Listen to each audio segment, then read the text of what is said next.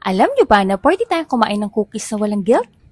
Kaya gagawa tayo ngayon ng high-protein, high-fiber chocolate chip cookies na walang flour, walang butter, at walang sugar.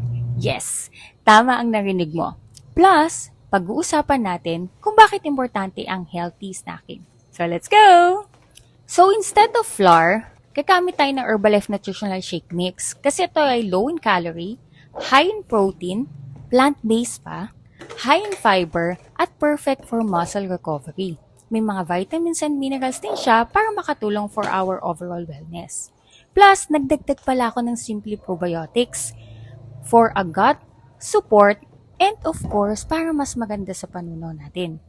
Gumamit tayo ng oats para syempre mas healthy at kesa gagamit tayo ng mga sugar o butter, mamaya dun sa mixture natin, gumamit tayo ng honey.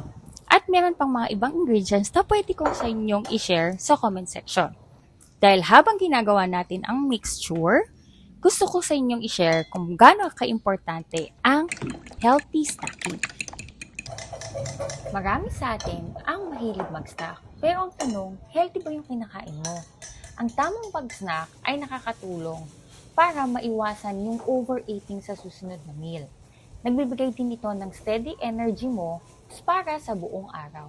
At nakakatulong sa muscle recovery at kung ikaw ay nagbabawas ng timbang. Kaya dapat piliin natin ang masusustansyang snacks tulad nitong ginagawa nating high protein, high fiber, chocolate chip cookies. Yan! Nakaka-excite! Pero isa ka sa mga taong busy at walang oras gumawa ng ganitong recipe, pwede ka naming matulungan sa iyong customized meal plan. Ayan, magbe-bake na tayo! Perfect ito sa mga guilt-free snacking, lalo na kung gusto mo mag-maintain ng healthy weight at muscle tone. OMG, halatang nakagatan ko na agad.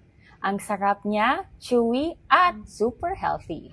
So, try this healthier version ng cookies natin. Comment mo naman dyan kung anong gusto mong recipe sa susunod.